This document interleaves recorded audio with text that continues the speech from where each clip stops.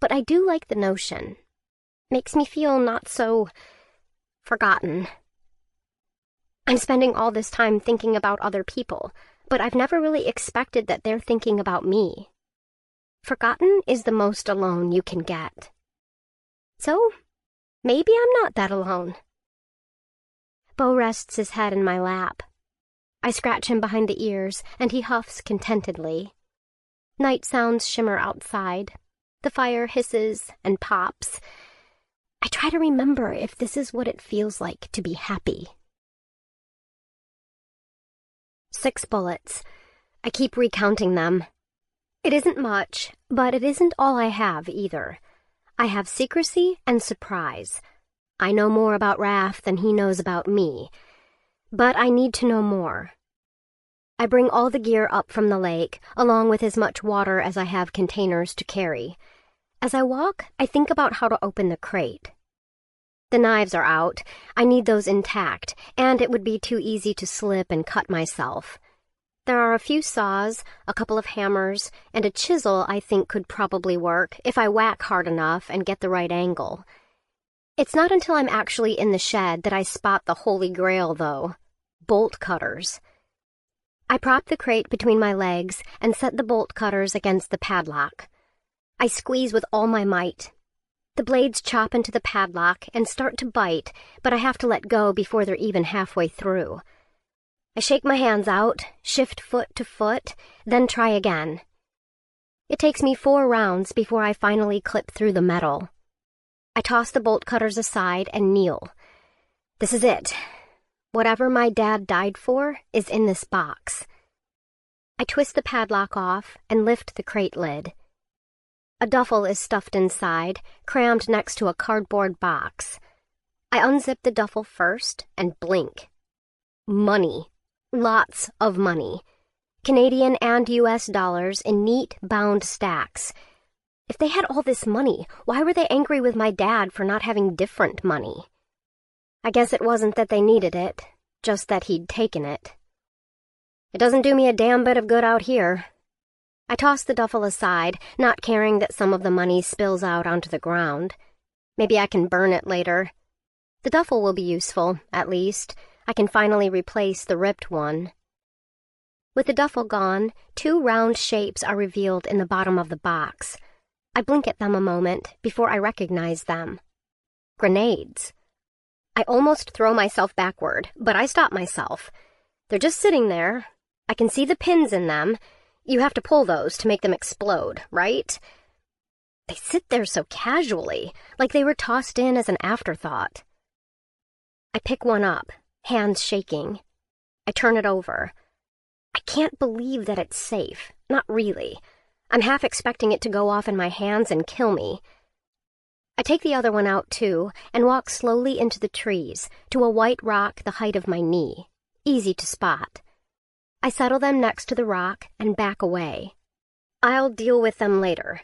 Right now, I don't want them anywhere near me. I pull the lid off the cardboard box next. A row of files stand on end, and a fat manila envelope has been wedged in with them. I pull the envelope out, and a bunch of little booklets slide onto the ground. Passports. I pick one up. Canadian, but it's blank. No name, no photo. The others are blank too, and from all over. US, Germany, the UK, mostly US. However these guys started out, they weren't just hunting buddies anymore. I go through the files one by one. They're a jumble of information. Old police files, including an autopsy report with photos of a dead man, shot 3 times in the chest. The file says he died in Alaska. It happened the year my dad came for Christmas, the year he disappeared for good. There are pictures like surveillance photos, names and dates I don't recognize. Some of them are just men talking to one another on the street. One set is a man in a business suit meeting a woman in a motel, and then losing the business suit over the course of 10 or 12 photos. I don't need to be an expert in crime to recognize blackmail material. At the end of the box is a slender book filled with names and numbers. I don't know if it's code or accounting. Either way, I don't understand it. I flip through and stop. Green, C. My father's name and a string of numbers next to it. Money? Dates? I flip through, desperate to find more details, but it's the only mention of him I can find. I don't recognize any of the other names. There are plenty of R's and D's that could be Ralph and Daniel, but I can't be sure. Some of the names are crossed out. Would they cross out my dad's name next time they came looking for these files? One of the other folders holds a bunch of bank statements. In another, I discover a folded-up map and plans for a building. And there's a fat stack of paper in the back of the box with a binder clip and a rubber band on it. The first page is marked, Against Tyranny. The rest looks like a typewriter vomited onto the page.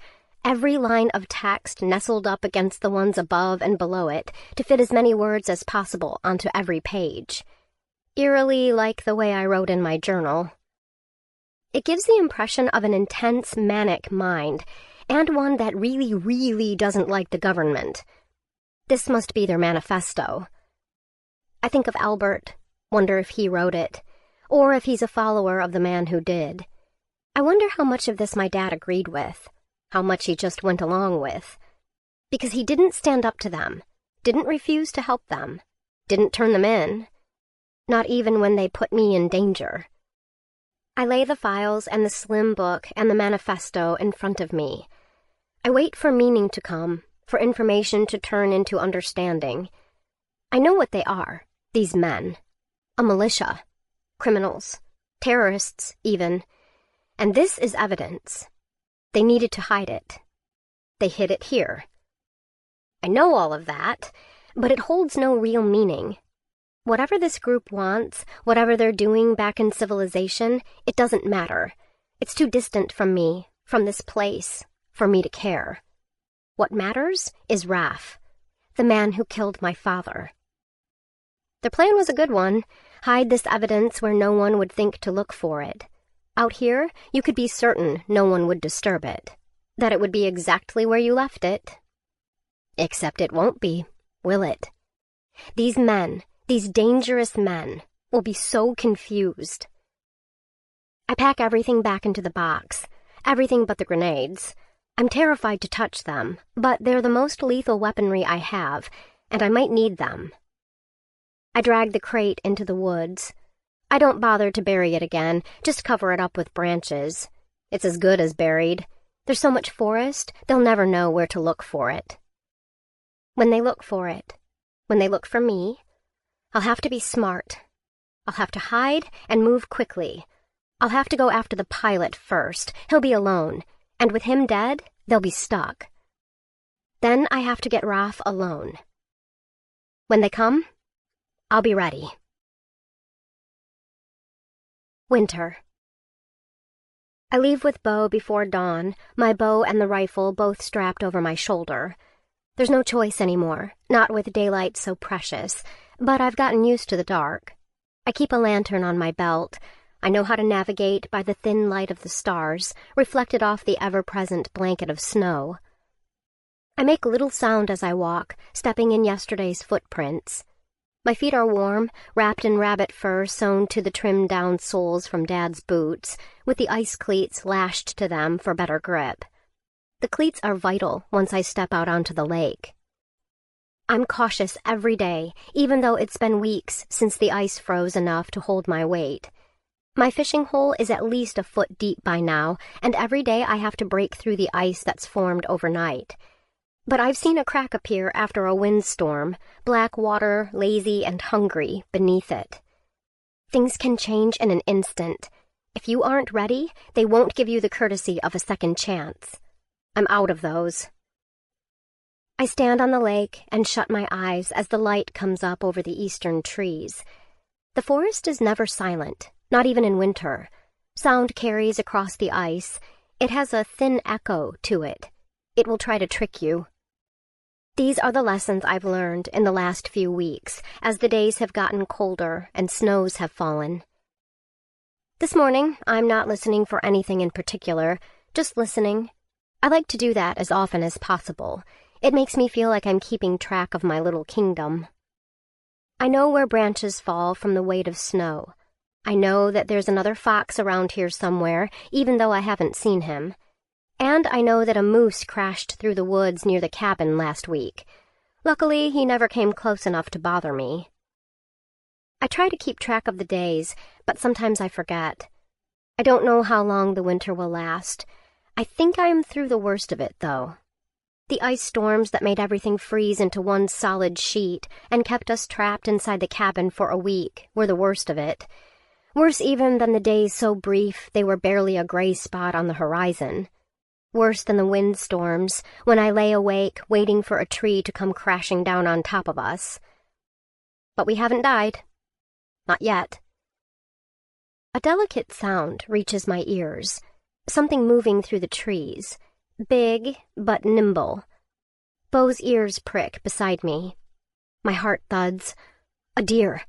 I've seen them, of course, does and bucks. Big and winter lean, but even snow-starved, they'll have meat on them, more meat than I can comprehend, living on fat little birds and stringy rabbits, and an endless succession of fish hauled up from the ice-capped lake. The field guide has become my bedtime story. I read the sections on skinning and dressing deer over and over, imagining having that much meat at once. I could store it now, pack it in ice. I could even smoke it. A deer would feed us for a long time. I move toward the sound. The snow on the ice makes it easier to find purchase, but I still take every step with care, remembering that crack. Winter is long, but not forever. Ice melts, and gaps in the ice can be hidden by snow, and by a film of ice that seems solid up until you trust it with your weight. The wind blasts my face, thin and sharp. Good. It's carrying my scent away from whatever is in the woods. The movement reaches the edge of the trees, and I stop. My father's coat is gray. The snow has been falling all morning. My arms and legs are wrapped with pelts for warmth, rabbit and ermine. They are as pale as the ice. If I don't move, I might be missed. The deer emerges. A doe. She's moving away from me, along the shore. She slows, picking her way over a gnarled, snow-shrouded log. I lift the bow. Beau tenses against the ground, ready to run, but he holds for my command. I try to move like a tree would move, buffeted by the wind. Nothing to be concerned about. The doe pauses, ears twitching, and gaze rotating around her surroundings. Please, I mouth. I loose.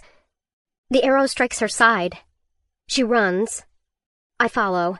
I jog, settling into a gait my leg can manage.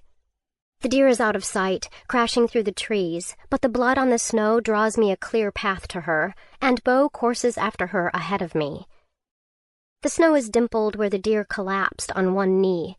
She thrashed her way back to her feet, scattering pink-tinged snow. Her tracks continue forward. Beau's crashing converges with the deer, and he barks, a sound that shudders through the trees. He'll flush her back this way, wearing her out without letting her get too far away. She doesn't charge straight back, but I abandon the blood trail to intercept her as she turns to run parallel to the lake. The crashing slows. Beau starts up an endless snarling, barking tirade that I know means the deer has stopped. I pick up my pace. I find Beau and the deer in a little clearing. The deer has collapsed forward and is trying to rise. Blood bubbles from her nostrils in a pink froth. Her eyes roll back in her head, but the arrow has obviously pierced something vital. A lung, I think, looking at the froth on her muzzle. Shh, I say. I walk up with one hand out, as if to calm her. She jerks, trying and failing to rise, and this time she falls to her side. Her legs thrash. I walk behind her. She's weakening, but a hard kick from her would still hurt. I draw another arrow. I don't want to get close enough to use my knife on her. I've killed rabbits and stoats in the snares that way, my hands protected by thick leather gloves. But if I stoop to slit her throat, I'm worried she'll find a last burst of energy and hurt me. I steady my shot, breathe out, and end it. The arrow goes in at the back of her head. She stills at once, limbs settling into a final, disjointed pose. My breath fogs. I stare, not quite believing I've done it. She's small, smaller than a buck, certainly, but I can get pounds and pounds of meat from her. "Thank you," I whisper. "Thank you, thank you." I sink down into the snow at her side, my hand on her ribs. I'm not hungry the way I used to be, but there are bad luck days and bad luck weeks, and there are days I only have a bite or two, leaving my stomach growling and cramping. I'm grateful for those days. They keep me smart. Today, though, will keep me alive. I've memorized every word and drawing in the field dressing guide, but the process is harder and bloodier and more disgusting than I imagined.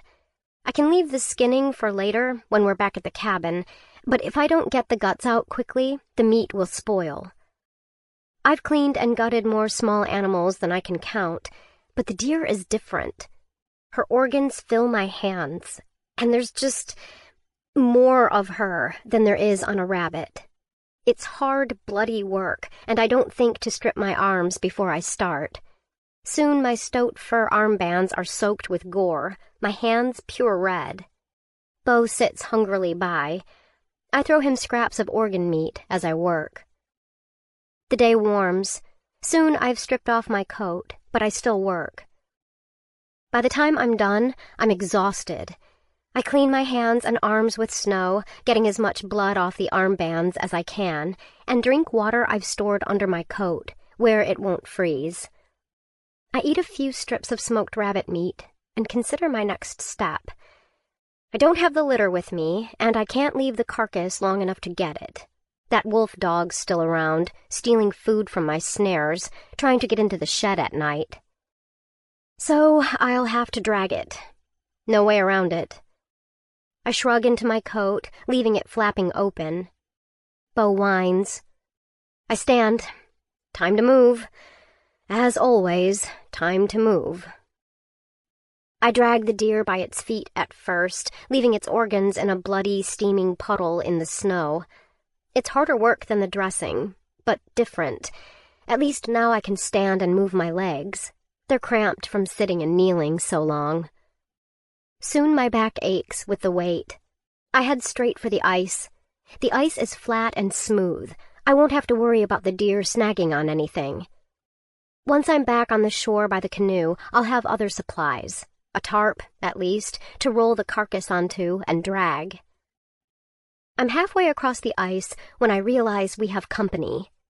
The wolf dog. We've been leaving a wide red trail, and he's following behind. His coat is black with gray flecks, just like Bo, his eyes a watery yellow. Bo scents him and growls. I keep dragging and whistle for Bo to keep close. I haven't given the wolf dog a name because I'm pretty sure I'll have to kill him sooner or later. He's worse than the fox. The fox was afraid of me. The wolf dog is afraid of Bo. Maybe. He's definitely not worried about me. I pause halfway across the lake, adjusting my grip.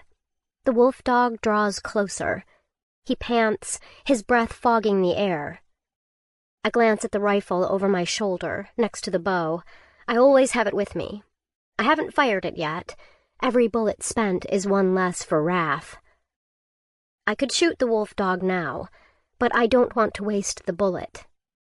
I shift to move again. The ice lurches under me. I register the crack only as I stumble. Cold water gushes around my ankles. I yelp, hauling at the deer, and throw myself toward the still solid stretch behind me.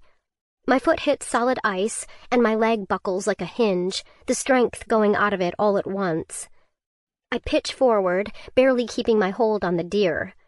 My bad knee hits the ice with a crack, sending fresh pain shooting all the way up to my hip. The section of ice behind me is swamped with water. Not tilting, not sinking, but covered ankle-deep in frigid lake water. Bo barks frantically. The wolf dog charges.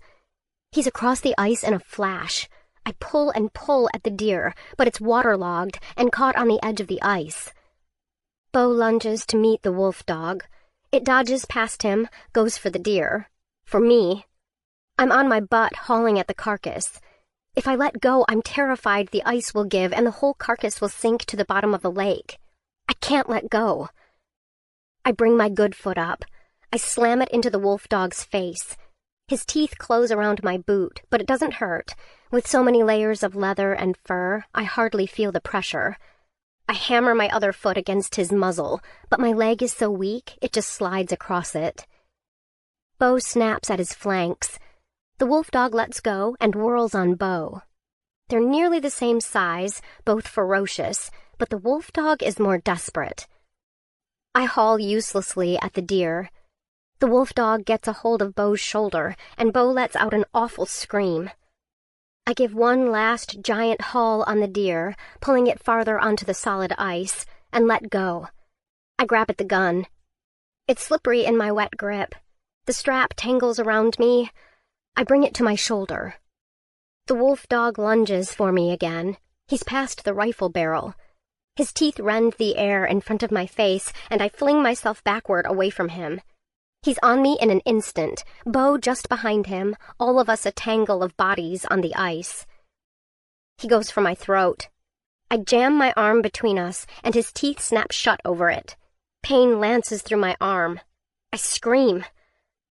He's too close to get the barrel of the gun between us. I grab for something, anything, and my fingers close around an arrow. I wrench it out and up as Bo's jaws close around the back of the wolf dog's neck.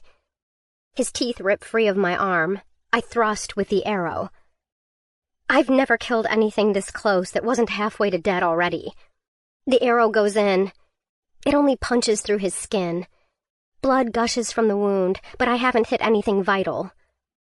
The dogs are off me suddenly, and the wolf dog falls back. He crouches on the ice, bloodied, the snow growing red around him. He snarls and snaps, but doesn't approach. Rumbling, Bo circles to the side. "Bo?" I say, warning. He's bloodied too, favoring one leg. Bo might win, but there's no vet out here to help him after. I grab for the gun, but the wolf dog is backing away. Then running, limping, his pelt matted with blood. Bo charges after him. "Bo!" He stops, half charges again, halts. Sobbing, I roll onto my side, and then up to my knees. I can only kneel there, my arm throbbing. My legs are soaked. I need to move, need to get warm. I stand. The ice is crossed and crisscrossed with blood. Snow falls around us. In a few hours, you won't be able to tell that any of this happened. If I don't move, the winter will swallow me too. Come on, Bo. We make it to the shed alive. Well, Bo and I do. The deer's another matter. I get it hung through sheer stubbornness and then stumble back to the cabin. I have a little first aid kit. Not much. Peroxide is the most useful thing in it. Bo's neck is punctured. Gashes bleed sluggishly on his shoulder. With a small pair of scissors also in the first aid kit, I do my best to trim the fur away from his cuts. When I dab at his wounds with the peroxide, he yelps and pulls away, but I put my arm around his neck. He could bite my face off if he wanted to, but he stiffens up instead and lets me treat his wounds. When I've dabbed peroxide everywhere, I wrap strips of t-shirt around them.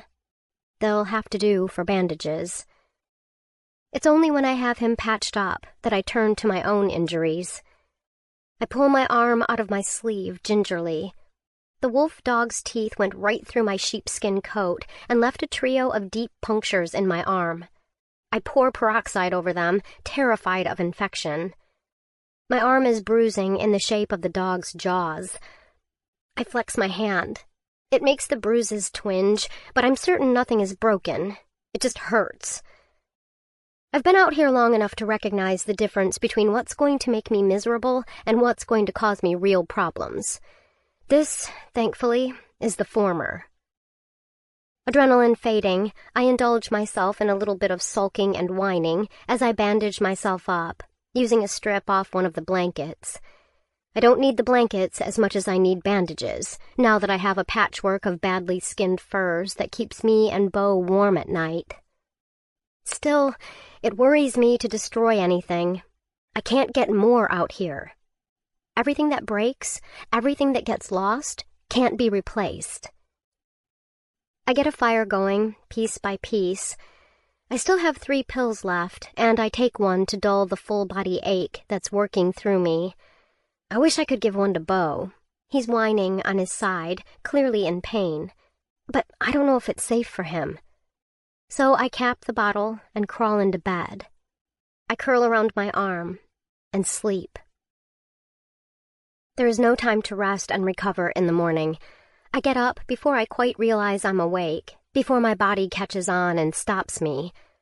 I move fast, as I do every morning, quickly pulling on my clothes, getting the fire started. Once you're out from under the furs, the cold provides all the motivation you need.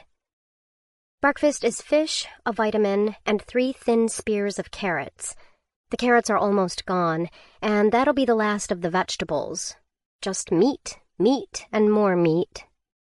I would kill for a little salt, or cumin.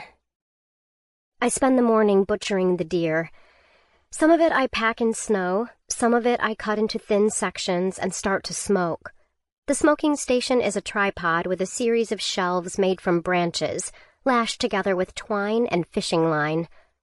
I lay the meat out on the branches and wrap the tarp over the tripod before getting a low, smoky fire going beneath it. The smoke gets caught in the tarp, and as long as I keep the fire going, in a day the meat is cooked and preserved. I've only done it with fish and rabbit, but I'm hoping venison will smoke up the same. I eye my fishing rods, knowing that I shouldn't savor this victory over the deer for too long. I have 3 of them. They even have reels, aluminum cans with a wooden dowel punched through them. The dowel is attached to the rod, and the can spins around it to wind the fishing line. It means I can cast farther, reel fish in faster. And it only took me about a week of staring and a half-dozen failed experiments to make them work, too. I can build the fire so that it lasts long enough for me to go fishing, but I don't want to go out on the ice again. Not after yesterday. Instead, I go to check my traps. Over time, I've gathered all of them that I can find, and I spent one entire evening sitting, figuring out how to set them properly. I have a dozen of them arranged in an easy loop behind the cabin, marked with strips of red cloth tied to nearby branches, so I won't lose them. Today, I'm lucky. The first trap has a stoat in it, already dead. I tie the stoat to my belt and reset the trap. They're not the best eating, but their fur is warm, and I've been wanting a new hat. The next snare is missing its bait. The next 3 are untouched. But there's another stoat in the next one.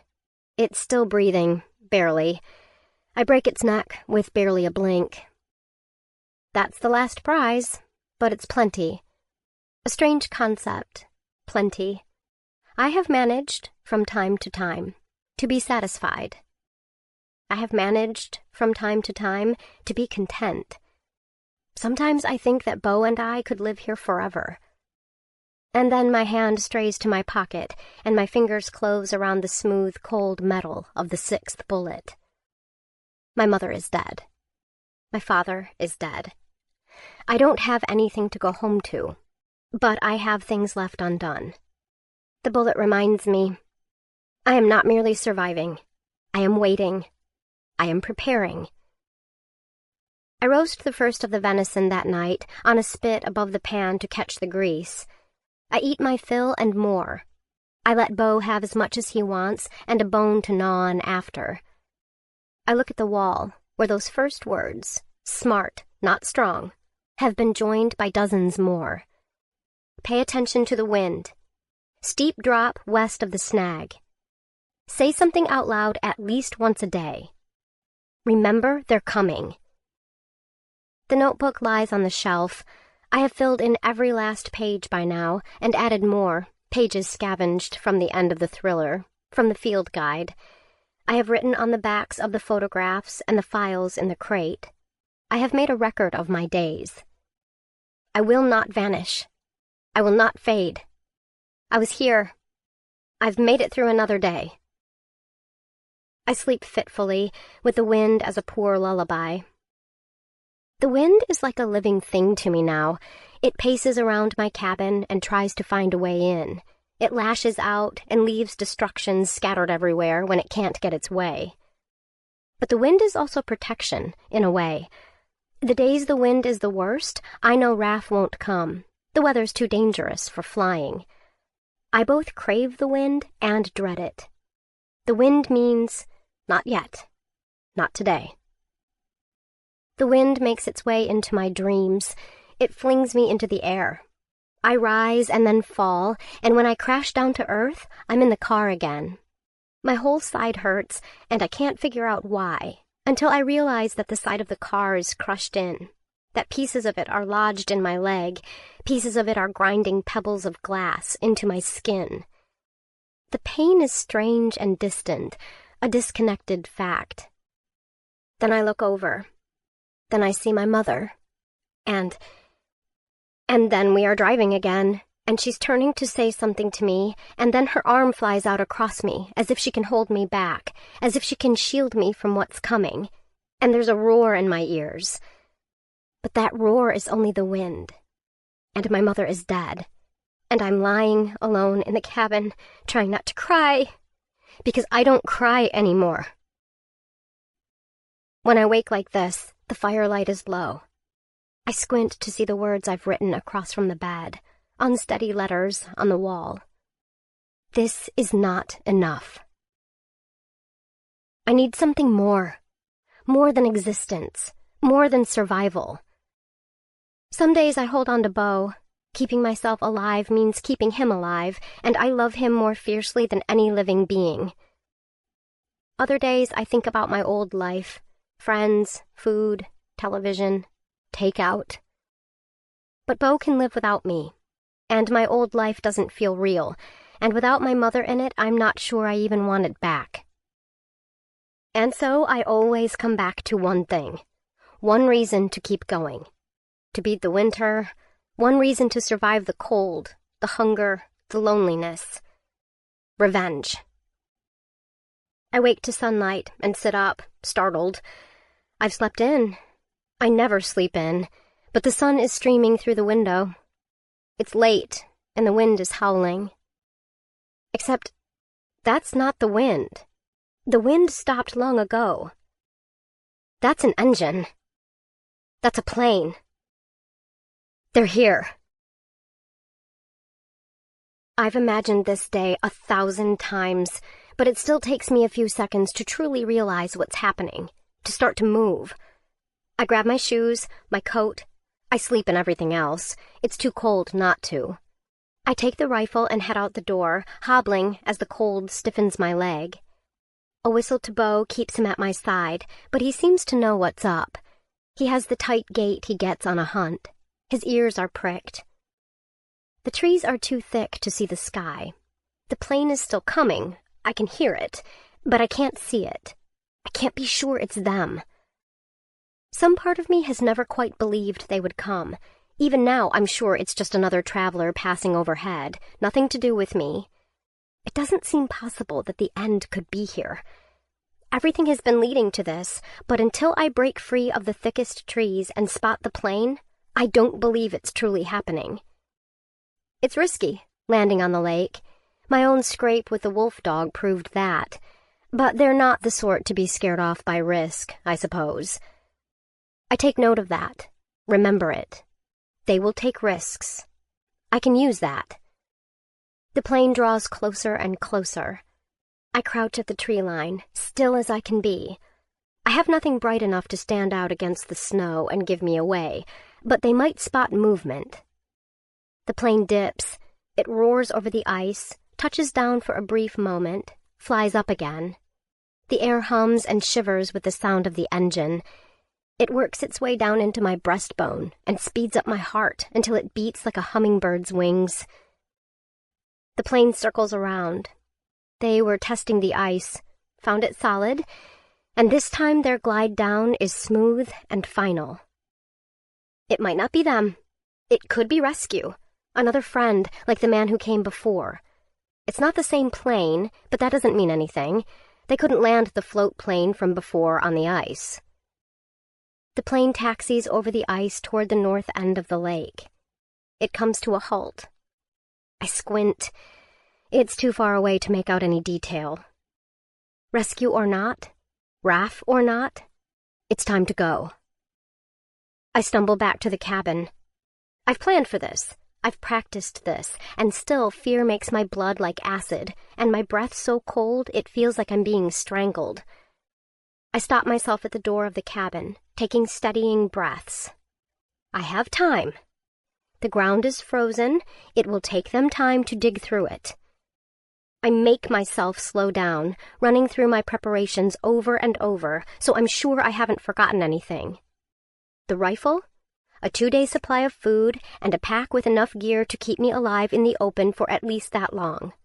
A hunting knife at my belt, another, smaller knife strapped to my leg. The fight with the wolf dog taught me the importance of having extra weapons. And now it's time to go. The shortest route is across the ice, but I'll be spotted if I go that way. Instead, I hook to the east until the rest of the shore hides me from the plain, then bolt across the lower section of the lake and into the woods again. There's a deer trail most of the way, thin but easily navigated. I follow it, breathing through my teeth, the air making my lips sting. Bo is silent as ever. At my pace, much faster than that first trip down, half-starved and newly shorn of hope, it takes maybe an hour and a half to get to the north end of the lake, to the spot I've chosen. It's near the wreck of the cabin, but far enough back that no one can see me from there, and well away from the path you'd take to anywhere interesting. It will take a long time to dig, I tell myself. Longer with the ground frozen. They'll need pickaxes, I bet, and plenty of strength to break up the icy ground. I have time. I crouch low. The plane sits on the ice 20 feet from the shore. The wind has cleared the snow, making it smooth and easy to land on. I squint. Is the plane empty? No, movement inside. The pilot is still there, just like last time. Bo growls so softly it's barely a vibration in the air. I put my hand on his shoulder to quiet him. I wonder if it's the same pilot. At least one of the men who came before has to be back. No way they'd rely on directions to get to that patch of ground and dig it up again. Raph is here. I know it. And maybe Daniel, too. This is where I make my first gamble. The pilot is alone, but if I go after him now, I don't know how much time I have before Raph and Daniel come back. I have to decide now. Do I attack now, or do I wait and hope they just don't leave? I've got no guarantees once they find out the crate is gone. They might split up. They might group together. They might take off and leave me behind, wasting all my preparation. I tighten my grip on the rifle. I have a chance. I have to take it. I start to rise. And then, a shout. Raph comes striding out of the woods, and my decision is made for me. With Raph here now, there's no chance to pick off the pilot on his own. I drop back into my hiding place, breathing fast. The door of the plane pops open as Raph approaches. The wind carries Raph's voice to me over the ice. The words are muffled, but I piece them together. "Els dug up the hole," he says, and my skin prickles. I made the hole bigger when I dug it up. Raph must suspect someone's been messing with it. "Can't be sure. Got the heater. While longer." I can't hear the rest, but it sounds like they haven't gotten through the soil yet. That's good. That gives me more time. "Waited for spring," the pilot replies, the beginning of his sentence too muffled to hear. Raph snaps something back, and the pilot laughs. I grip the rifle tight. At this range, I couldn't hit a mammoth, much less a strip of jerky like Raph, but that doesn't stop me from wishing I could pull the trigger and end him. The me I used to be might flinch at killing someone, but the me I am now thinks, it's just Raph. The way I used to think, it's just a fish. The conversation ends in a few more angry, indistinct words, and then Raph stalks back to the woods. My breath leaves me in a rush of steam. Raph vanishes into the trees. I lower the rifle for a moment, hand suddenly shaking. It would have been a mistake to shoot him, I tell myself. The pilot would come after me. I need to get them isolated, away from one another. The pilot doesn't move. Good, I think. Split up. The plane door closes. I'm shaking as I rise from my hiding spot. The plane's rear is to me. I snap for Bo to follow and scurry across the ice, staying low, staying out of sight, hoping the pilot doesn't glance toward me. The ice creaks under my feet. It makes only thin, pale sounds, but I hear them, and I'm sure he does too. I'm sure he'll look, and he'll get his gun. But the stretch of ice between us shrinks and shrinks again, and then I'm close enough to reach out a hand and touch the plane, to slide forward on the ice toward the door. And then I'm by the door, and the rifle is in my hands, and I reach up toward the cold metal skin of the plane and knock 3 times. It's a tinny, sharp sound with a hollow space behind it. There's a pause, then the door opens, the pilot leans out, and I aim the rifle at his face. Time goes slack for a moment as we take each other in. He's a big man, with muscles turned soft and a gut poking out in front. He wears a brown coat with a patch on one sleeve. He looks friendly, like the kind of guy who would get work as a mall Santa this time of year. Or is it too late for that? I haven't thought about Christmas all winter, but suddenly seeing him, I'm punched right back into the flow of time without any sense of where I am in it, like stepping out of an airport into an unfamiliar city when you've gotten used to empty sky. "Hello," he says. His weight shifts. I can tell he's reaching for something. His gun. "Shoot him," I think. I swallow. "Stop," I say, and Bo's growl echoes my rough voice. "Get out!" My voice is rough as tree bark after weeks of disuse. "Hold on there," he says, lifting his palms. "I don't mean you any harm, sweetheart. You all alone out here?" "Shoot him!" "Out," I say. In a movie, I'd cock it dramatically, but of course I've already made sure there's a round ready to fire, because I'm not an idiot. At least, not about that. "You wouldn't shoot me, would ya?" he says with a halfway grin. I bare my teeth at him. "Wanna bet?" He doesn't. He slides himself off the seat and down onto the ice, keeping his hands nice and peaceful at his sides. His gun is in a holster under his armpit. I can see it when he raises his hands, his jacket pulling out to the sides.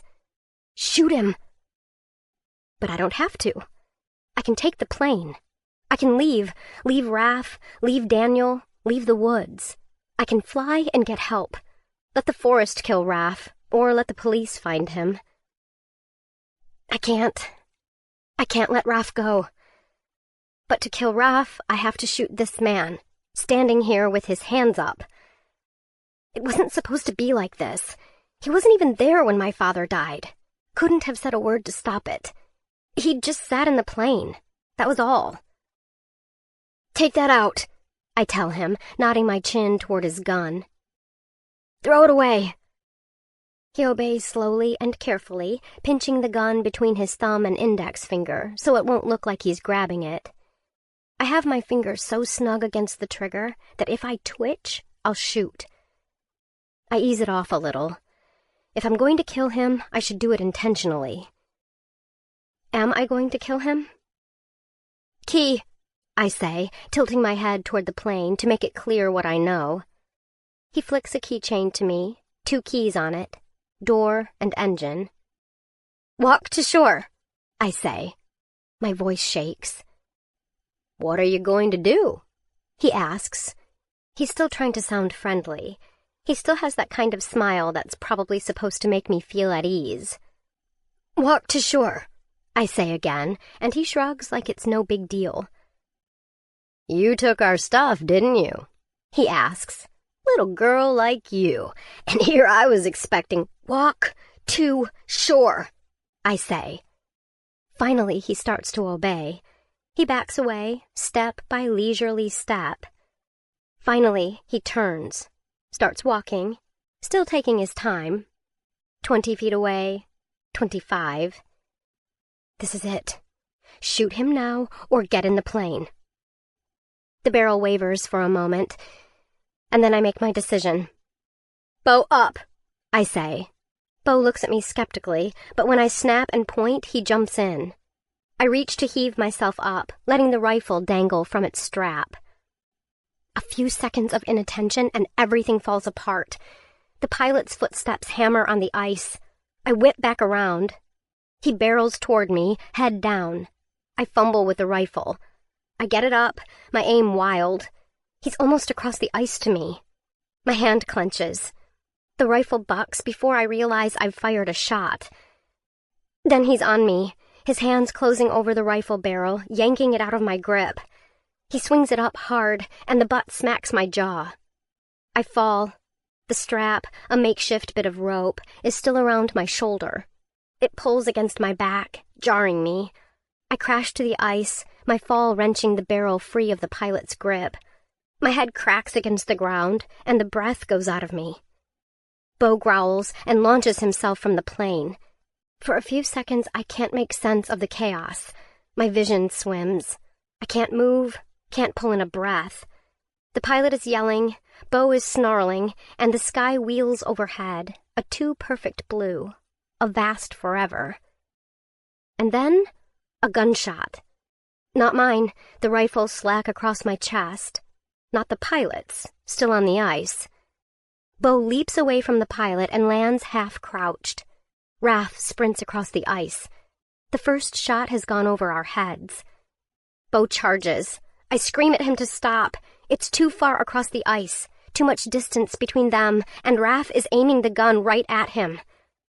I push to my knees and fumble with the rifle, bring it up, but the pilot grabs the barrel and twists. His foot lashes out, catches me in the ribs. Bo courses across the ice. Raph levels the gun. Bo keeps running. A few feet now. The pilot and I grapple over the rifle. I claw at his wrist. He punches me hard under my arm, driving the air out of my lungs. And then another shot. Bo jerks sideways. He falls, collapsing forward onto the ice.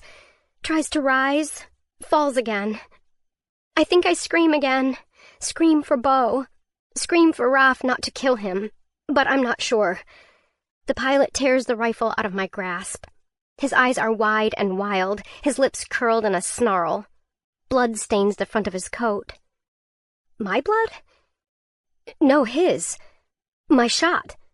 I hit him, and he doesn't even seem to have noticed. He slams the butt of the rifle against my jaw. I jerk away, but it still hits with the edge, sending pain exploding through my skull. The taste of blood fills my mouth. I fall flat on my back. I can't see Bo. The pilot wrenches the strap over my head. I grab it weakly, my hand closing over empty air. Now Raph is shouting at the pilot, telling him not to hurt me, not to kill me. Is Raph helping me? I start to laugh. It makes my ribs pop and burst with pain, but I can't stop. He can't let the pilot kill me, because I know where his goddamn crate is. I'm still laughing as darkness closes around me like a fist. The pain is gone. I float. And then I'm not in the darkness anymore. I'm nowhere. Nowhere at all. I'm conscious when they tie me up, but my memory stutters, erasing itself except for flashes here and there. I know someone lifts me off the ground. I'm aware, briefly, of being dropped again, and then my memories fall apart. The next time they knit themselves together, my eyes are closed tight. I must have fallen asleep. My whole body throbs with pain, and I know it'll get worse as soon as I open my eyes. The first thing I smell is wood smoke. My left side is warm, my right side a block of cold, and my ribs ache in time with the throbbing of my jaw. I picked a fight and lost. and now I'm probably going to die. It's a good thing I'm used to that by now, or I might just lie on the ground and give up. It still takes me a long moment to get up the courage to open my eyes and look around. We're near the burnt remains of the cabin. A small fire crackles to my left. Judging by the state of the branches, it's been burning for quite a while. I don't think I lost consciousness completely for long, but unconscious for even a few seconds means a concussion. Not good. My hands are tied in front of me. It's not like I feel like running away anyway, but if I try it, I won't get far without my hands for balance. Where are Raph and Daniel and the pilot? I look to my right slowly, because if I do it any faster, my head swims and I feel like puking. Definitely a concussion. It's getting better second by second, though, so I hope it's a mild one. Raph and Daniel are together some ways away, and the pilot sits near them, his back against a rock. His coat is off, his midsection bandaged. He looks pasty and sweaty, his hair sticking to his forehead. When he shifts, he winces. My bag lies a few feet away from him. My hunting knife is on the ground next to it. I flex my foot, trying to feel if the smaller blade is still there, but then I see it. Raph's holding it, flipping it idly around his thumb. He has something yellow in his other hand, held up to the side of his face. It takes a moment of squinting to recognize it. A satellite phone.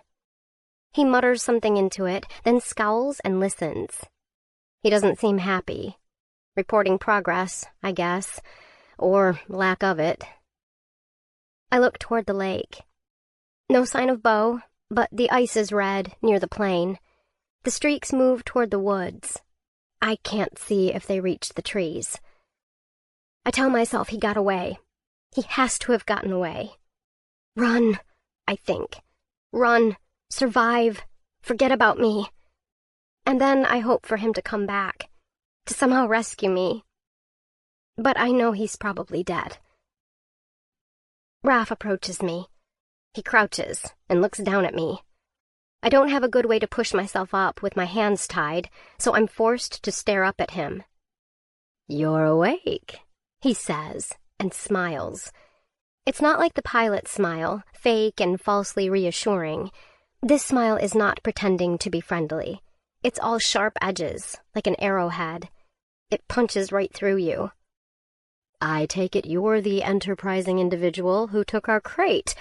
Pretty rude of you. Especially since Daniel and me had to spend all that time digging up an empty hole while you napped, just to be sure." I just stare back at him. No point in answering. He already knows. "What are you doing out here? Last I checked, Carl lived alone. You his little piece of jailbait, then?" My face twists in disgust. "I'm his daughter," I say. "He never mentioned you," he says with vague disinterest. "So, let me guess. You were going to use the radio to call for help." "I was going to steal your plane," I say.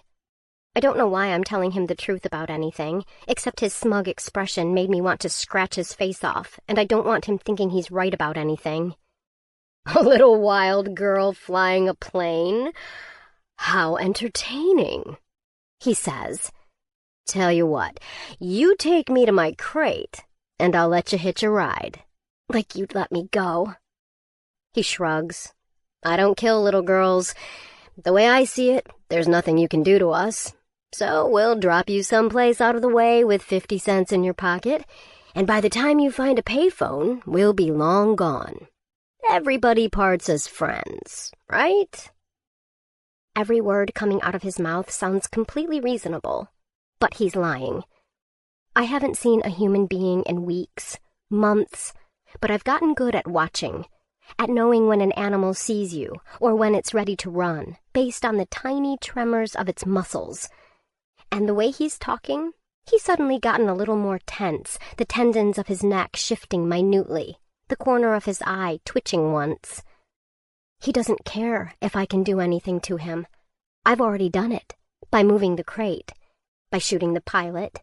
He's got plenty of reason to kill me. Okay, I say. I'll take you to it.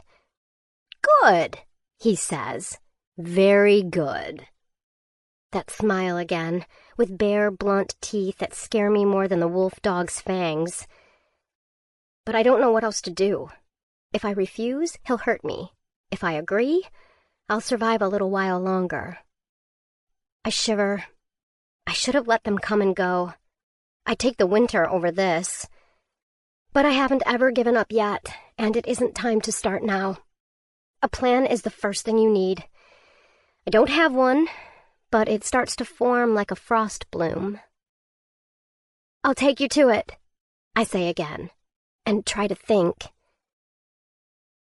He'll kill me, like he killed my father, standing by the crate. If I take him to it, I'll die. If I don't take him to it, he'll hurt me, but he won't kill me. Not yet. These things I'm sure of. I'm not sure of anything else, but it's enough to start with. I take him around the east side of the lake, to the blackberry patch, now just a snarl of dormant vines capped with snow.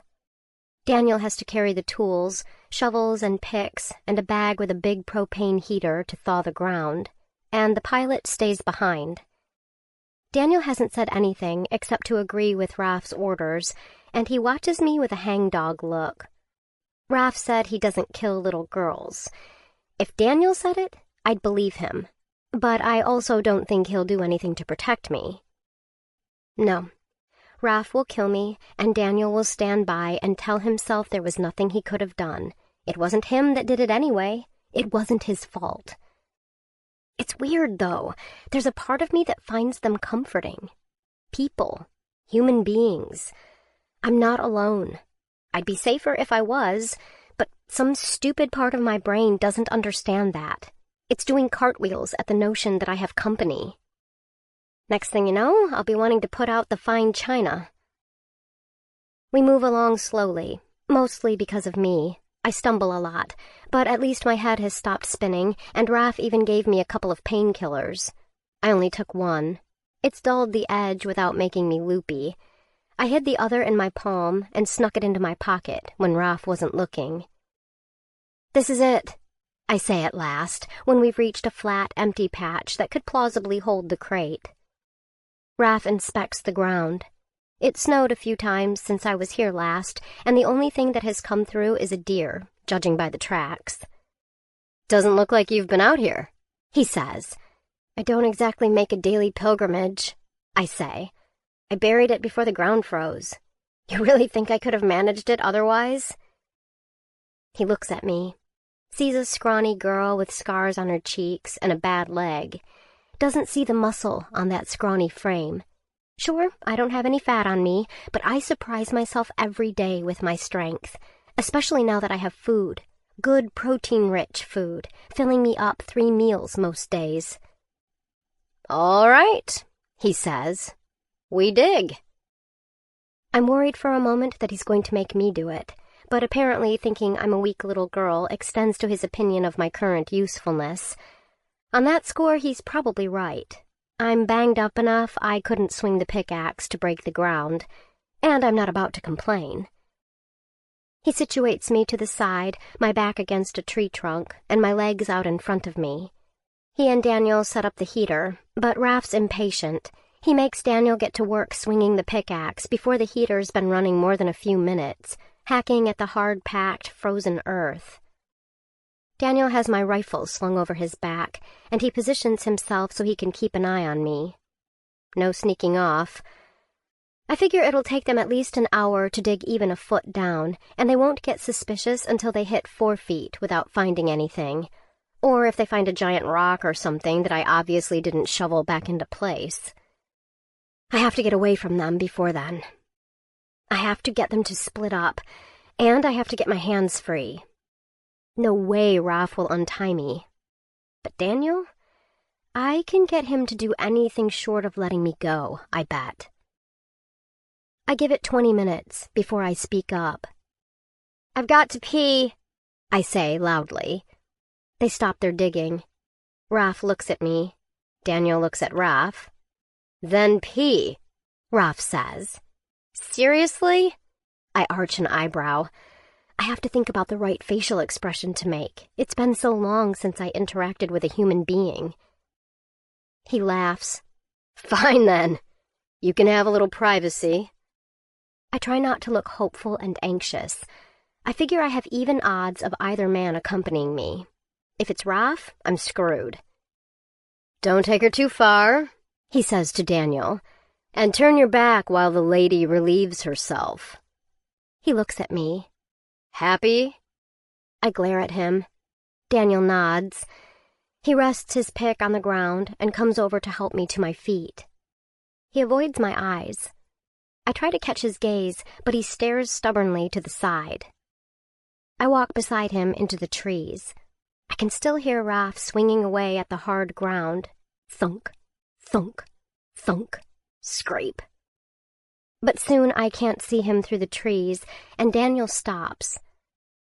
I'll, turn around, he says, repeating Raph's instructions like they're his own idea. You have to untie my hands, I say. I keep my voice matter-of-fact, even attempt to sound a little shy. What? He sounds alarmed. Girls have to squat, I say. I can't exactly balance with my hands tied. Basic biology and center of gravity stuff. Plus, it'd be hard to pull my pants down. And unless you want to do that... No, all right, Daniel says, his cheeks turning red. Behind him, something moves in the woods. Something low and dark and four-legged. Bo? Or, more likely, the wolf dog. It slinks toward us, step by step. Daniel steps up to me. He tugs at the knots a moment, curses as he catches the side of his nail, fumbles a bit more, and then gives up. He looks really young close up. Early 20s, maybe? I feel older than he is, even at 16. Or am I 17 now? What day is it? I ask. Huh? I've lost track, I say. What day is it? February 6th, he says. Monday. Guess I missed Christmas, I say. And my birthday is in November, so I've missed that too. It's weird, realizing I'm 17, that I've been 17 for months. I should be waiting on college admissions and feeling the effects of senioritis. I can barely remember what school was like. It's so surreal to think about, it's almost funny. A day dictated by bells and classes, hallways crowded with other people my age. I always liked school. I can't remember why now. Daniel flicks open a knife and sets it against the ropes. Wait, I tell myself. Wait, and then move. There's a rock at my feet, small enough to lift, large enough to hurt. Daniel cuts through the rope. It takes some sawing to get through, but then I unwrap my hands quickly. Thanks, I say. I want to add sorry. He gives me a tentative smile and turns away. I lunge. He must hear the movement because he starts to whip back around, but I bring the rock up in both hands and swing it as hard as I can at the side of his head. Something crunches at the impact. Daniel's hand seizes up, squeezing a shot off into the ground. He drops to his knees. I don't wait to see if he gets back up. I run. I run deeper into the woods. I have seconds before Raph follows, and the snow means I'll leave tracks, but it's the only hope I have. Get away, get armed, get to the plane. Branches whip past my face. Pain stabs through my ribs, but it isn't the worst I've felt, not close. Just bruises, and the painkiller is still blunting the sharp edges of it. Footsteps crash behind me. I don't dare turn around.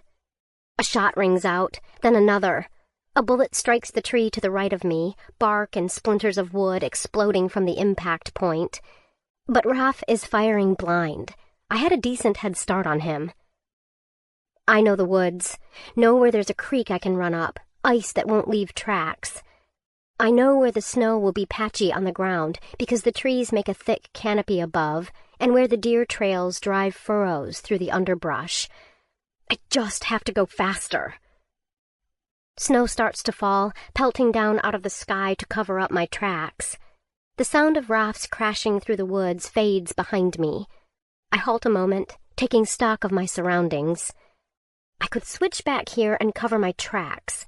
I don't want to lead him straight to the cabin. I set out again, picking my route carefully. Raph yells, cursing at me. Hard to tell how close he is. The trees should keep him from spotting me, but I stay low just in case. I hook back for a few minutes, then loop around behind where I think Raph is. I'll go wide and come back into the cabin from the far side. It's the best way to be sure I've lost him. I slow to a jog, then a walk.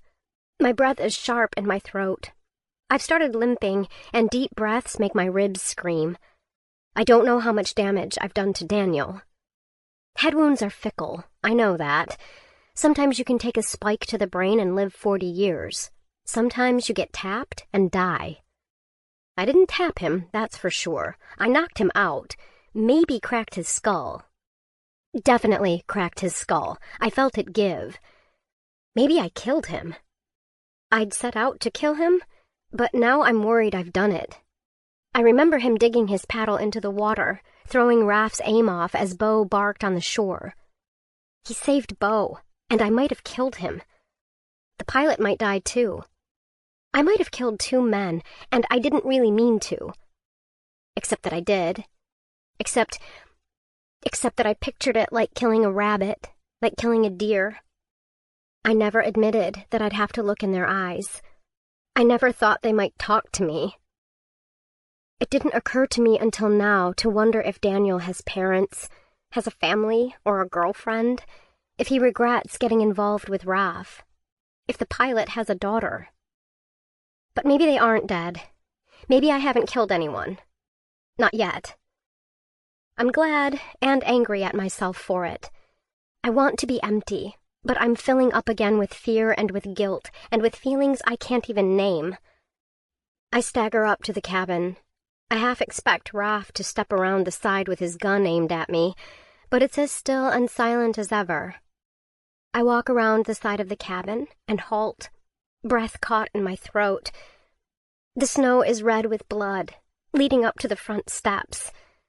Bo lies sprawled at the door, his head on his paws. He lifts his head weakly when I appear. His tail thumps against the stoop. I rush forward. "Oh, honey!" I coo at him. He licks my fingers. His fur is matted with blood, and I don't want to touch his side in case I hurt him, but I run my fingertips lightly over his fur. He snaps when my fingers find the bullet hole, but he pulls his head away from me when he does. I'm not afraid he'll bite me. It's been a long time since I was afraid of that. The bullet went in at the back of his neck, by his shoulder, half obscured by the bite from the wolf dog. There's a lot of blood, but he's breathing, and he's alive.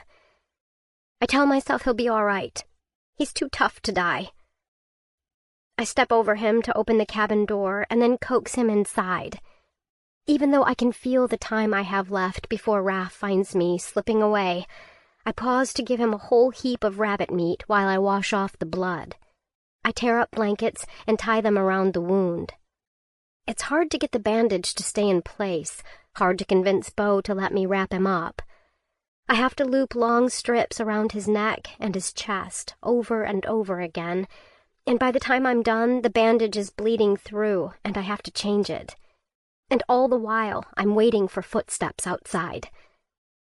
It feels dangerous to be there, exposed, easy to stumble across, even though I know how hard it is to find anything, even something the size of the cabin, in these woods.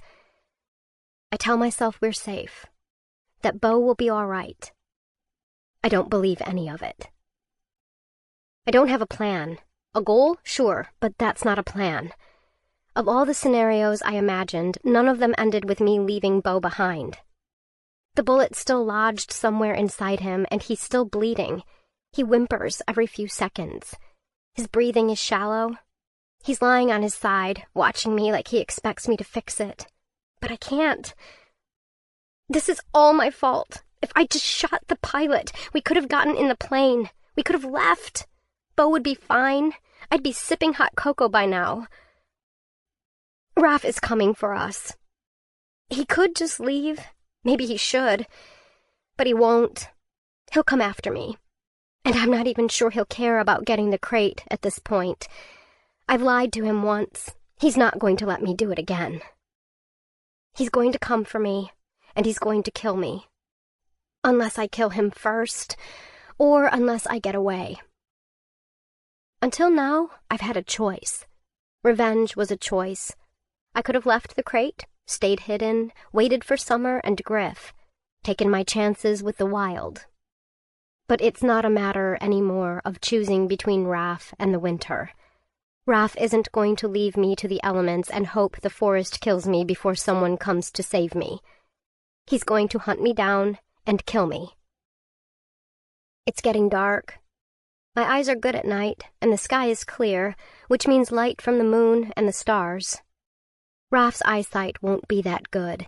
He hasn't been out in the wild like I have. He'll need light, and that will make him easy prey. Prey, like a rabbit, or a fox, or a deer. That's all. Prey that can bite back. I can do this. I can kill him. I can get us home, get us help. And if I don't, then I made it this far. I pack a fresh bag, since Raph took the one I had. I bring a little food, a knife, fishing line, things that might be useful. I take my bow and my quiver of arrows, and then, after a long debate in perfect silence, I walk outside and find the grenades. When I stored them, I wrapped them in cloth and plastic to keep them dry. Now I unwrap them. 2 round, dark blotches. Deadly fruit. I put them in my bag slowly, then take them out again. Consider. I have seen enough movies to understand the general principle of how they work, but there are still unknowns. I can't be certain how far I'll have to throw one, how much damage it would do. But Raph has a gun, and all I have is a bow. I need some kind of advantage. In the end, I only take one. I feel safer that way, like there's less of a chance I can screw something up. Bo drags himself out of the cabin.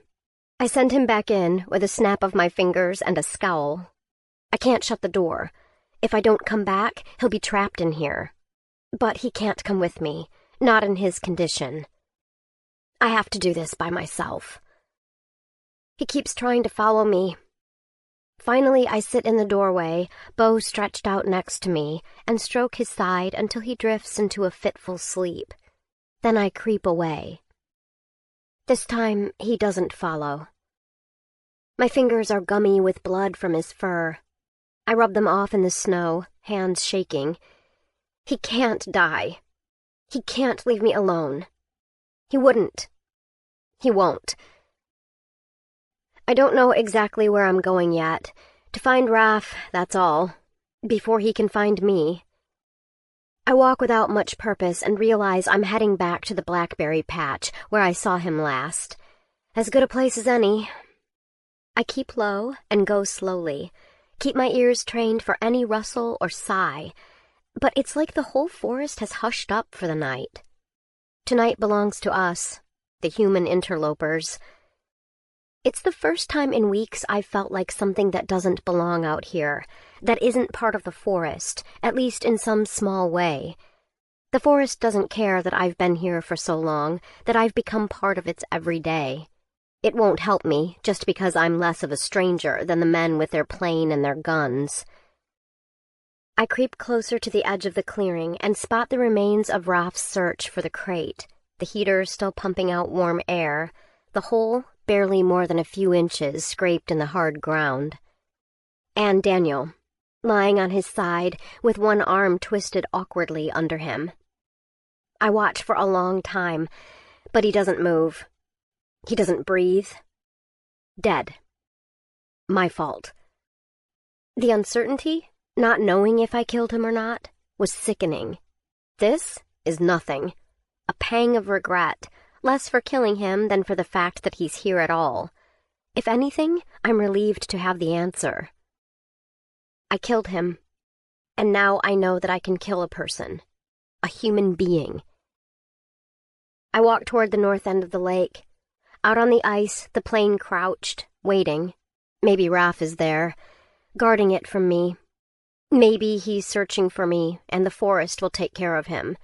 It takes back what it can. Daniel's dead body or Raph's living one, it won't care. But I won't be that lucky. When I get close to the old cabin, I make a wide circle, searching for signs of Raph. The only thing out of place is a fire down by the shore. In its light, the pilot sits leaning against the same rock as before. His eyes are closed. My rifle is across his lap. I unsling my bow from my back and put an arrow to it. He's too far away for a good shot, and I don't trust him not to wake up if I try to creep closer. But I can't just leave him there. Not if I want to go for the plane, or go after Raph. I lick my lips. I have to risk it. Then I see a shape across the clearing, bone-thin, slinking through the trees. The wolf dog, hungrier and more desperate than ever after a desolate winter. He tests the air with his nose. The moonlight glints off his eyes, a horror movie effect that sets my hair on end. The pilot jerks. Not asleep then, and he's seen. "Get!" he says. He lifts the rifle, but it shakes and dips in his hand. Even his voice is weak. He squeezes off a shot. The wolf dog flattens itself into the ground, but doesn't retreat. A second shot goes wide and splats into the snow and dirt. The wolf dog advances. "You have 2 bullets left, I think." The pilot shoves to his feet. The wolf dog is mad, crazy. The pilot's got to put one through its head or its heart, and fast. It advances, moving swiftly over the snow. The next shot catches its flank, and it howls in pain, and flings itself forward. The pilot swears loudly. He whips the barrel of the rifle up, trying to track the wolf dog's movement, and the 4th shot rings out. Snow bursts behind the wolf dog. It keeps coming. The pilot's finger tightens. Click. I look away, but I can't block out the sound.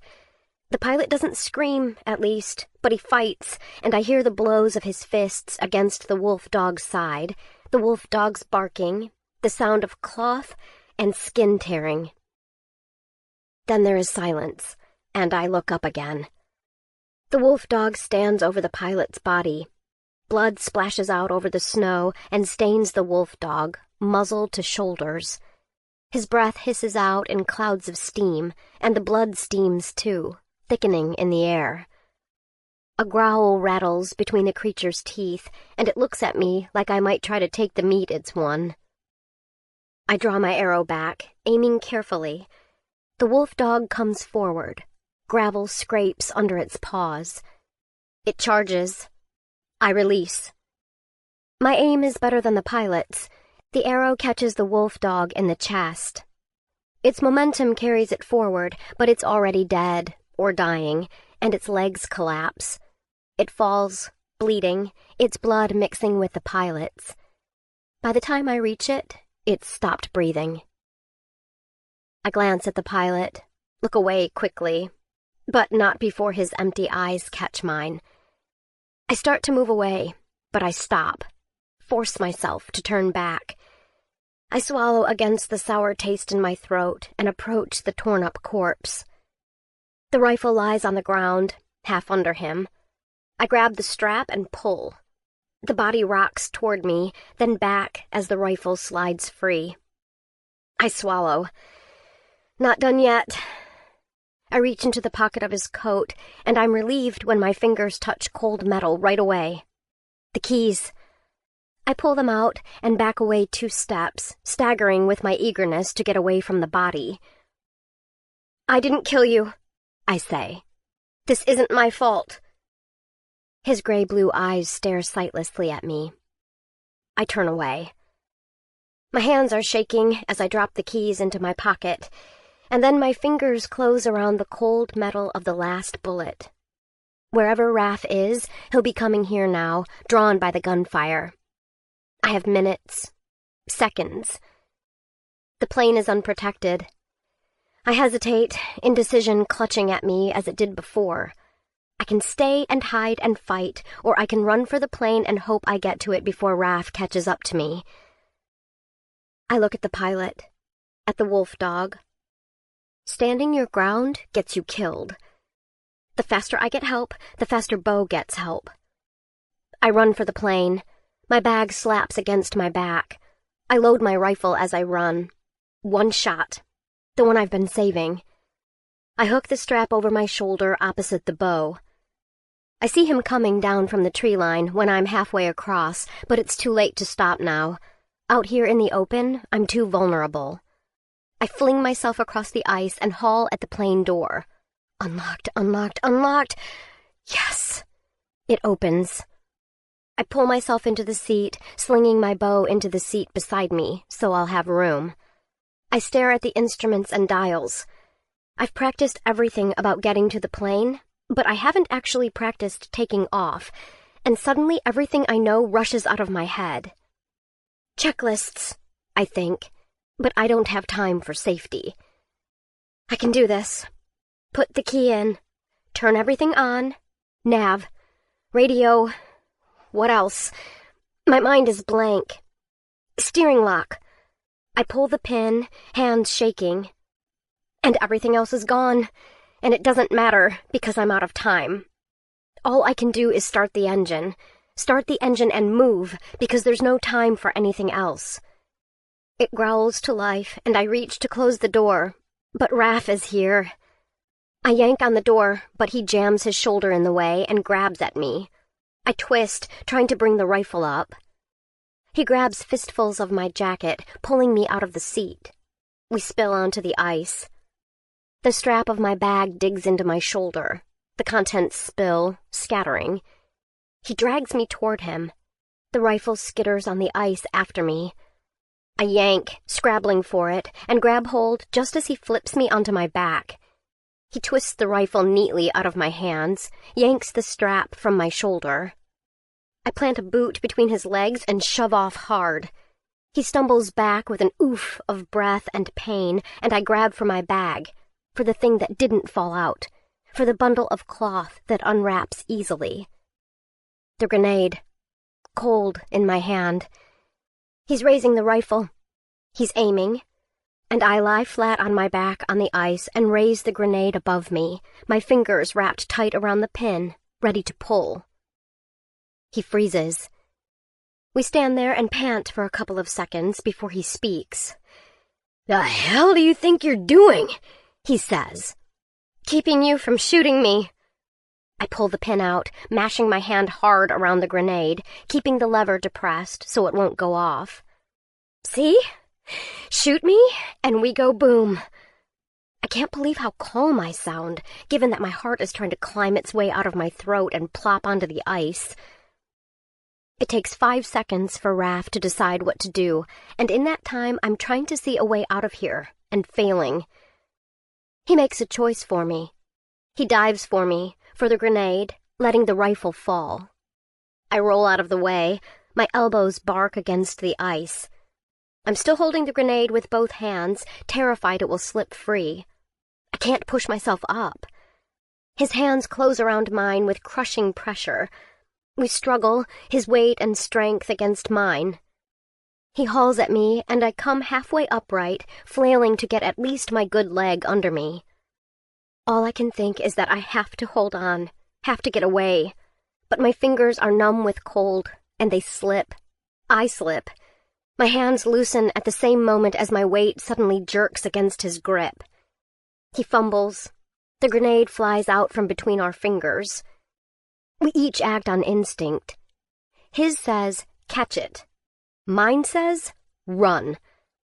Only I can't run, just fling myself on all fours across the ice away from it, parallel to the plane as the grenade strikes, bounces, rolls, and by the time Raph has taken one step toward it, he's realized what he's done, and he heaves back around. 1 second, 2 seconds, 3 seconds, boom! The sound is so immense, it isn't even sound. It's pain and pressure and the air ripping apart around me. I flatten myself against the ice, covering my head with my hands like that's going to help. My leg flares with pain. My ears ring and roar, my vision blurs, and I feel like a giant's foot has crushed me into the ground. But I'm alive. Is he? I can't see. I need to. I need to move. But instead I see my mother, still, blood on the side of her face, looking at me, looking and not looking, empty. My father, head going back with a jerk, blood a mist in the air. Wolf's teeth, wolf's jaws, clamping shut over my arm, cold water sluicing up the ice. And I can't move. My hollow self has filled up. All that emptiness just left room for fear, and now I'm choking on it. I can't hear anything except the roar, but I feel the ice crack under me, feel it heave. There has to be something more than fear. And I find it. I find it in the frozen image of a photograph, my mother's arm around mine, wind whipping our hair across our faces. I find it in the look my father gave me, the one that said maybe if we'd had more time, I would have realized how much we could be to each other. I find it in Will's voice, his idiot grin as I inch my way across the floor and don't give up. And in Griff, and Scott, and Lily, who told me she wanted to be brave like me. It isn't the food and work that make me strong in that moment. I'm still injured, still weak. But I'm not alone. I've never been alone. They are, every one of them, reaching out to me with the words they spoke and the things they did for me. They made me strong. Move. That's enough. Enough. Enough. Move! I get my hands under me, push upright. I brace one foot against the ice, then two, and pain stabs through my calf. It's my bad leg. Worse now. I crane my neck back to look. Blood soaks through my pants, but that isn't what my eye tracks to. Black water. The blast broke up the ice. There's a hole where the explosion was centered. Shattered, cracked ice reaches out from it, with still stretching claws. Raph is on his side on the ice. His face is pointed away from me, and I can't tell if he's alive, but he isn't moving. The cracks reach out under the plane. I have to get to it. The rifle is between me and Raph. I crawl over the ice to it, weaving as the world tilts and spins around me. I use the rifle to push myself upright. I lock my leg and grit my teeth and get upright, barely, leaning heavily on the rifle, and limp toward the plane. The ice lurches alarmingly under me. Water sluices up here and there, sloshing over the fractured sheets. I hear Raph grunt behind me as he pushes himself up. I hurry forward. I step over a crack that's gushing water like blood from an artery and reach the plane. I pull myself up into the seat and reach for the controls. The engine is still going. It's only been, 30 seconds? A minute? It seems like an hour. A day. I fumble at the controls. The plane heaves. No. The ice is breaking up under me. I have to move, but the plane only tips with a shudder, the front wheel sinking forward. For more heartbeats than I can spare, I somehow believe that I can do something. Get away. Take off. Enough heartbeats for the ice to give still more, the weight unbalancing and the plane nodding forward into the black. And then there isn't even time to grab the radio, to get a message out that will tell someone, if they're even listening, how to find me. A scream of fear and frustration rips out of my throat. Felt, but not heard. I throw myself out the other door, the far side of the plane, onto the still solid ice beyond. The plane is beginning to sink. The water clutches at it greedily, pulling it down into the dark, and I can only drag myself away, and farther away, as the ice shifts and cracks and settles. Raph is on his feet, reeling from the spreading hole. He nearly makes it to shore before he collapses on his knees. I watch him instead of watching the plane's slow surrender to the water, and I don't move until I feel the ice twitch under me again. I drag myself toward shore. My chest hurts. It's hard to breathe. I realize I'm sobbing, my whole body clutching up with it. I move forward on my elbows, pushing weakly with one leg and dragging the other behind me. I leave a streak of red on the ice. The shore is close and miles away, and it only seems to get farther. But the ice under me is solid now, solid enough to rest. I check Raph again, not moving. I shut my eyes. The world contracts to the steady roaring in my ears. The ground seems to pitch under me, but I know it isn't the ice, just whatever damage I've done. I don't sleep exactly, but I drift. I half dream, and in the dream I'm flying. Bo is beside me on the seat, and home is ahead. I've made it. I'm safe. I don't ever want to wake up. I don't know how long I'm on the ice. When I come back to myself, back to the ground, the first thing I notice is that I can hear again. Sort of. One ear is still full of the ocean roar sound, but from the other I can make out the muffled sounds of the wind and the creaking ice and my own breathing. My leg has stopped bleeding. I hurt, but that's nothing new. I push myself cautiously upright, touching my head, tender, and my chest and my limbs, checking that everything is in one piece. When I'm certain that I'm not dead, I look around. The plane has vanished. The hole is ragged, twice as big across as the plane, and still only a fraction of the lake's surface. Raph lies on his back, maybe 20 yards away, his head rolled to the side away from me. I squint, trying to tell if he's breathing, but I can't see. I pull the rifle against my body. I still have the last shot. Getting to my feet takes a full minute. Even then I wobble, but I take one step after another and draw close to Raph. By the time I'm 10 steps away, I can see he's breathing. Uneven, shallow breaths. 5 steps away, and I have enough of an angle to see his face.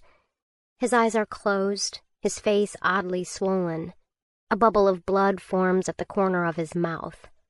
It expands slowly, turning pinkish as it thins, then pops, splattering his face with tiny red droplets. I lift the rifle and step forward. 2 more steps.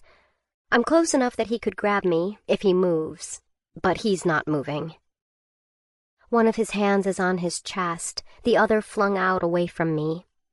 He's on his back, but his legs are twisted to the side, and the stray, strange thought floats through my mind that it can't be very comfortable. 1 bullet.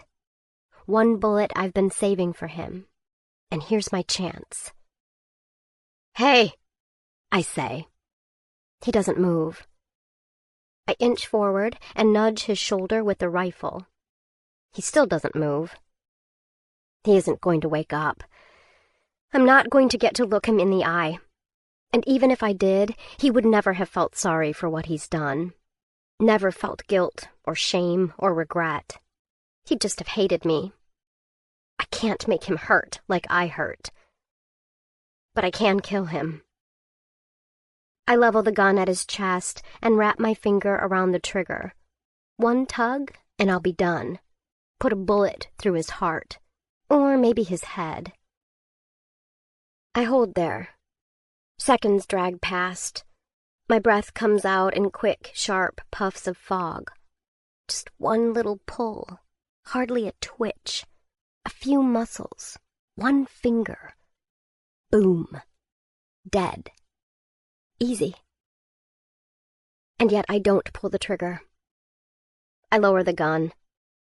Raph's breath hitches, then resumes. He's nothing. Less than nothing. Killing him won't do anything.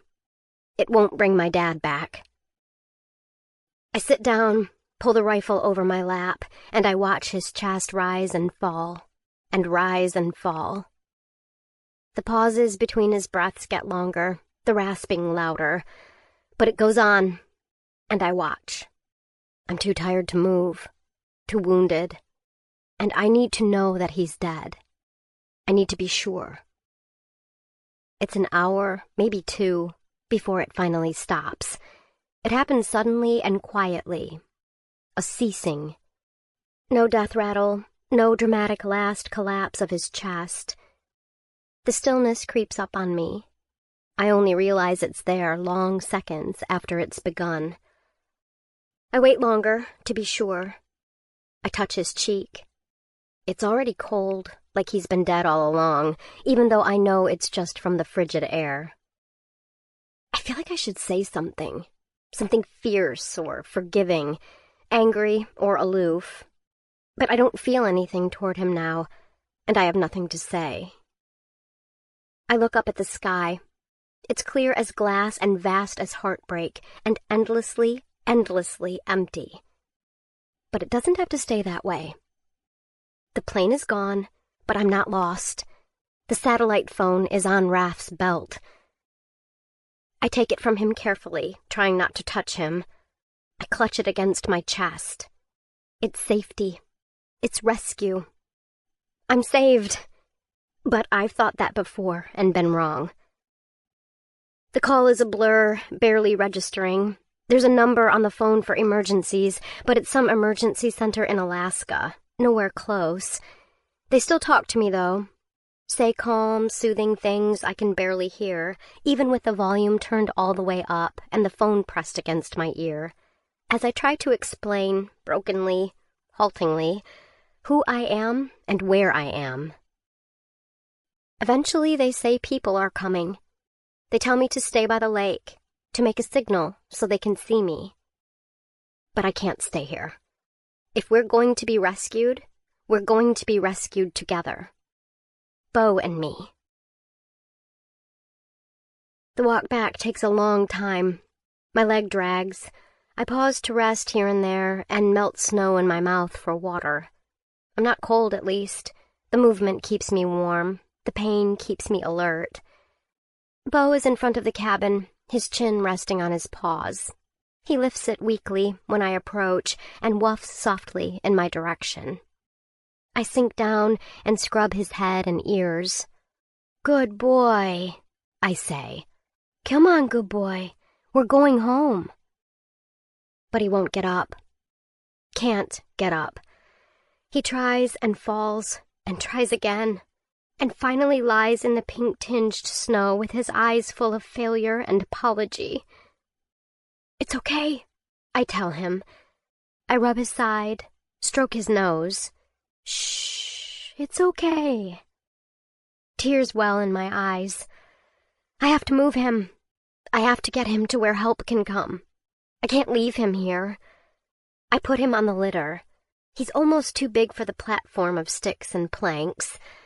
I put a blanket over them and another over him to keep him warm, and I hold tight to the harness. I have to walk backward to drag him. Even with the path we've worn over the weeks, it's slow, the litter catching on rocks and roots and chunks of snow, Bo whimpering with every jolt. I talk to him the whole time, nonsense words, but he's so heavy, and I'm so tired. I can only make it a few steps before I have to let him down and rest. We're only a couple 100 yards from the cabin when my leg gives out. I drop the litter and collapse on the ground. Bo lets out a strangled whine. He's drooling, blood mixing with the drool, and his whole body trembles. I crawl over to him. I'm sorry, I say, stroking his neck. He moans. I look behind me. We've hardly made any progress at all. Hold on, I say. Help's coming. You just have to hold on a little while. I force myself to my feet. I lock my leg, hip, knee, and ankle and bend over to grab the litter. I heave. The litter lifts 6 inches off the ground. My fingers slip. The litter falls back to the ground and I drop down beside it, tears choking me. Get up, I tell myself. But it's no use. I'm not strong enough. Bo is too heavy. His ears are flat against his head, his eyes so narrow they're almost closed. He pants, his breath heavy and uneven, and every few seconds his whole body shivers. He doesn't seem to notice when I put my hand on his ruff. I can't leave him like this. I can't get him to the lake.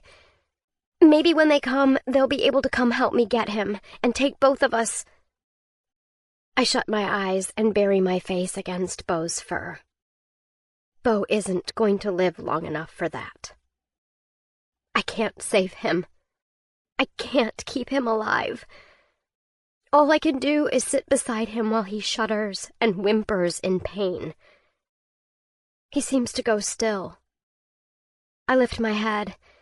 He's looking at me, his mouth open. Blood tinges his teeth red, his tongue lolls out. His side rises with a wheeze, and then collapses. He lets out a slow, pleading whine. I can't let him stay like this, in this much pain. I don't leave the animals I hunt in pain like this. Raph didn't die in pain like this, awake and aware. I have to do something. I have to. I can't. I have to. I stroke his face. I'm sorry, I whisper. I know it hurts. I'll make it stop. I'll make it stop. I get to my knees and move around to the other side of the litter. I touch Bo's cheek again. He whines and licks my hand, but it's all he can do. I pull the rifle around to the front of my body. 1 bullet left. I can't. Bo looks at me steadily. I have to. I aim the rifle between his eyes. He doesn't flinch out of the way, only pants. Tears blur my vision. I blink them away. Thank you, Bo. I build a fire where the old cabin stood, throwing on every downed branch and plank I can find. And then I sit by the lake, my arms around my good knee, my bad leg stretched out in front of me, and wait with an empty rifle on my back. Snow falls over me, and I don't shake it away. It settles on me until the chest-rattling sound of a helicopter draws close. It lands near to us, on the shore, and the wind of the helicopter's landing scatters the snow. 2 figures come across the ice toward me, heads and bodies bent. We did it, I whisper, imagining Bo beside me. You did it. You saved us. They speak to me, but I only shake my head. I don't understand. I can hardly hear. They lift me up. They take the bodies, too, Raph and the pilot. Not Daniel, somewhere out in the woods. Not Bo. I want to tell them about Bo, want them to take him home, too. But he's already home, already in his right place here, where the sky stretches, empty, to the horizon, and there are no human voices to stir the shadows. I almost tell them to leave me. I've made a mistake. Leave me here where I belong. But it's the hollow me that still stands beneath the trees, and another me that lets them carry me across the ice. The 2 of us lock eyes, a winter ghost and a living girl. And then I rise into the sky, and she turns back with a 4-legged ghost at her side, into the woods, to face the winter. And I wonder which one of us is real. Spring. There are 2 ways the story gets told. In one of them, there's a girl all alone in the wild. She's brave and resourceful. It's an adventure story, a triumph, And there's a footnote at the end, a mention of a paramilitary group, of 3 deaths, or 4 if they count my father, and not much explanation. That story is inspirational. People want books about that story. They want TV specials. They still call sometimes. I've stopped answering. The second story is about a group of bad men. Domestic terrorists, the story calls them. Men with guns and bombs and plans for mayhem who dodged the FBI by moving north and going quiet and hiding evidence where no one would look. It's a story of 39 arrests, of 2 separate manhunts, of FBI agents and cops and politicians taking credit for dismantling a criminal network. In that story, I'm the footnote. Rarely even mentioned. I'm just a source of information. I'm glad. The stories overlap, but few people realize it, which means that few people ask too many questions about those last days on the ice. Everyone who had to know agreed it would be best for me, quiet, strange, traumatized me, to keep the whole story of what happened and of what I did out of the media. They didn't bother asking me one way or another. That second story fills in some of the gaps in what I knew. The way it was explained to me is this. When my dad was younger, before he had me, he got involved with a group of men all high on the same ideas. They wanted to be self-sufficient. They wanted to be left alone. At the beginning, there were only a few of them, and mostly they just hunted and fished and drank and talked. Then a new man joined them, a man who didn't just want to talk. Albert. He started to take charge. He had a warrant out on him for something boring, dodging taxes, I think. They got stopped on a trip, out on a road in the middle of nowhere, with a cop who'd just meant to let them know they had a busted taillight. There were 3 guys in the truck, and my father was one of them. The cop ended up dead. Dad was just in the car, that was all. But years later, when they had 100 members and more murders to their name, when they had pipe bombs and automatic weapons hidden under floorboards and were blackmailing people for money, they still had that day to hold over him. That dead cop, whom he hadn't even said a word to. So they used him to hide things when the FBI was tearing apart every piece of property they'd ever set foot on. At first it was just money he was supposed to hold on to. Then there was a raid on Albert's house, and they basically dumped everything that was in his safe into a box and ran like hell. That's the way it was explained to me, sitting in a cold gray room with a can of perfectly chilled Coke cupped in both hands, which I couldn't get down, but was as good a thing as any to stare at, so that I wouldn't have to look at the woman explaining it all. She was a federal prosecutor. She was polished, from her smooth brown hair to her buffed fingernails to her slim but practical heels. I had trouble meeting her eye. She had this look I was getting used to but still hated, balanced between pity and horror. It came with whispers. Did she really? Sometimes I looked down, and for a moment I was startled that there wasn't blood under my fingernails still, not even dirt. I had a funeral for my father. Not a funeral, really, since there wasn't a body. A memorial. The social worker's idea, taken up by my new foster parents. They bought me a black dress with sleeves that went down to my wrists, and black tights. I slicked back my hair to show the scars on my face, and I stood in an empty chapel while a preacher said kind words about a man he didn't know. A man who would have hated every mention of God and heaven in the service. They think I'm wounded, but there is a difference between a wound and a scar. I'm done bleeding.